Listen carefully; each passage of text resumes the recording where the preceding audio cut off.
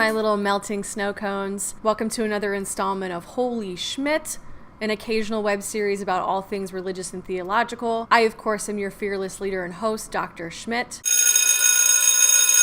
Today I want to start a series that I'm calling The B Word, which is really just a multi-part series on the Bible. Before we get started talking about the Bible, I need to ask a favor of you. Email me or tweet me or send me a message with your questions related to the Bible. People usually have a lot of questions that they either think are too controversial or too simple or too out there. None of that applies here. Please write me your questions. It's much easier for me to construct these episodes if I have a question that I'm answering.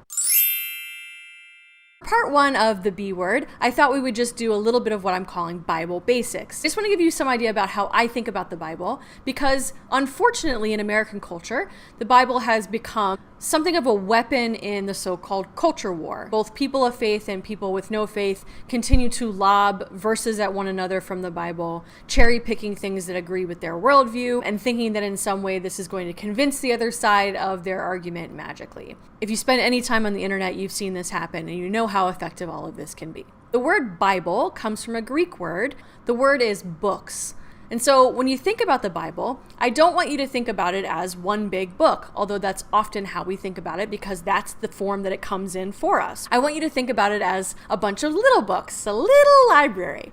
In addition to that being a super cute way of thinking about the Bible, and who doesn't like cute things, it also helps us see that it's not just one book to be read completely the same cover to cover. I never recommend that people read the Bible cover to cover. First, it's super boring and you're going to get stuck in something like Deuteronomy or Numbers. Second, it doesn't make sense to read the Bible like you would read a novel. It does make sense to read some of the little books in the Bible as maybe like a novel, but it doesn't make sense to read it cover to cover in the same way that you would read a Harry Potter book, for example. All these little different books are written by different people living in different communities at different times for different reasons. So you can see how it would make no sense to interpret every single page of the Bible in exactly the same way. Some of the books in the Bible are written hundreds and hundreds of years apart. In a later episode, we will get to the idea of what holds all of these things together. But for now, it's important to remember that they're written at different times by different people for different reasons. It's also important that we realize that when we say the Bible, we may think that everybody understands that word in the same way, but it's just not true. I think when most Americans are talking about the Bible, what they're talking about is the Christian Bible, which is made up of two parts, the Old Testament and the New Testament. For people in the Jewish tradition, they also have a Bible. They also have scripture, a set of writings that they follow as a religious community. And they may call it the Bible, but they certainly don't mean the New Testament.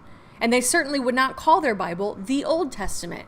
You can't have an Old Testament if you don't have a New Testament. The New Testament is strictly a Christian set of texts. So when we're talking about the Bible in a Jewish context, we want to be careful to specify that we mean the Hebrew Bible. We call it the Hebrew Bible because, you guessed it, it's written in Hebrew. The Christian New Testament is written in Greek.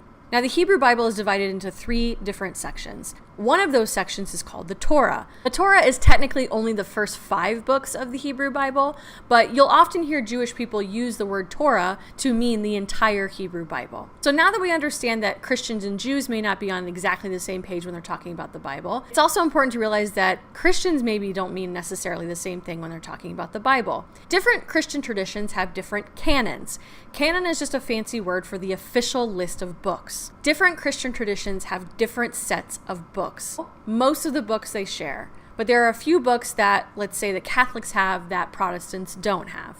In addition to having different canons, you probably realize if you walked into the Bible section of a bookstore that there are many different kinds of Bibles in terms of publishers, editors, and translators. If you speak more than one language and you've ever tried to translate from one language to the other, you know that you have to make choices. Certain words fit better in terms of what you're trying to convey. Translators are going to differ when they take that Greek text and they put it into English. Not only English, but let's say 21st century English versus 16th century English. While it may seem that your teacher or professor is just being a pain when they ask you to get a very particular translation, what they're saying is that this particular translation is the one that they choose for that class, whatever they may be doing in that course. So just to recap, The Bible is actually a little collection or a little library of lots of different books written at different times by different people for different reasons. The Jewish Bible is more properly called the Hebrew Bible and sometimes a shorthand called the Torah. And the Christian Bible is divided into the Old Testament and the New Testament with different Christian traditions using different translations and sometimes different canons. Don't forget to send me your questions, and thanks for watching.